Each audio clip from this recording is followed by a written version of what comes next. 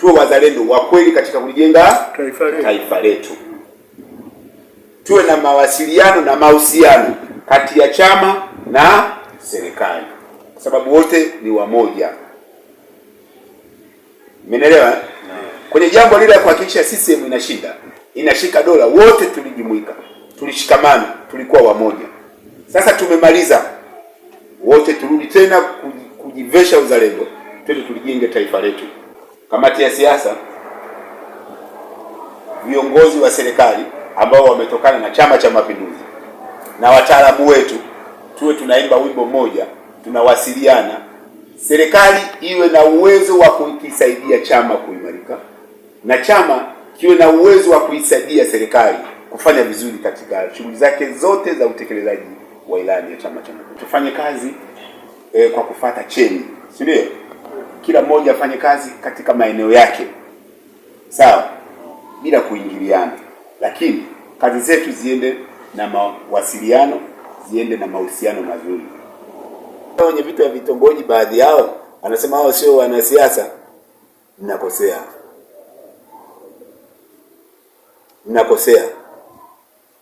CCM oyee! Turudi tukisaidie chama kiimarike. Huu mwaka ndio mwaka wa kukiimarisha chama.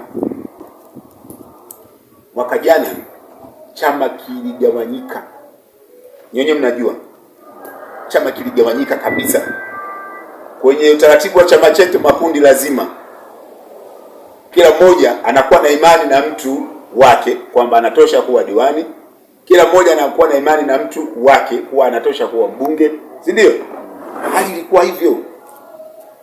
Na hata kipindi hicho tunasema kwamba tulikuwa tusalimiani, udugu tumeachana. Si tu kama na wananchi wengine, wenyewe ndani ya chama hili tulikuwa tunapitana tu. Au sio? Lakini tumeenda, tumemaliza uchaguzi, tumempata kiongozi aliyetokana na Chama cha Mapinduzi. Makundi yote yamekufa. Na leo niwaambie kamati ya siasa, kama kuna mabaki ya makundi ambayo yanapelekea kutoa umoja wetu, mshikamano wetu ndani ya chama, niachieni mimi leo hapa, nitaondoka nayo. Nyinyi kutoka mlango huu mkiwa safi. CCM oyee! Makundi yote, tofauti zote zilizojitokeza kipindi cha uchaguzi, niachieni mimi nijitwishe, niondoke nayo. Leo mkitoka hapa, viongozi wa serikali na chama, lenu liwe moja. CCM oyee! Kidumu Chama cha Mapinduzi! Kidumu chama tawala! Kwa sisi wana CCM ama sisi Chama cha Mapinduzi lazima tuwe tunaangalia shughuli za serikali zinavyokwenda. Maeneo yote, kama kuna maeneo tunaona kuna tofauti, kuna sitofahamu, sisi tuwe karibu na mawasiliano, tuwe karibu na mahusiano kwenye viongozi wetu wa serikali, kumuuliza vipi, kwenye hali ikoje, au sio bwana? Tunauliza hali ikoje, iwe kijiji, iwe kwenye taasisi hizi za elimu ama taasisi nyingine zozote zile, tuwe tunafuatilia. Baadaye tunakaa pamoja kwa mahusiano mazuri, tunalitengeneza lile jambo, linakwenda kupita bila tofauti ya aina yoyote. CCM oyee! Kwa pale tunaomba na kijiji fulani bwana kimetulia, kata fulani bwana imetulia. Ninyi viongozi wa chama na serikali, msitengenezeane ajali. Sijui umeelewa? Msitengenezeane ajali. Ukisema bwana issue ya mwenyekiti wa kitongoji imemkuta vile, wewe usicheke, au sio? Jiveshe ile jambo kama la kwako, nenda kamsaidia.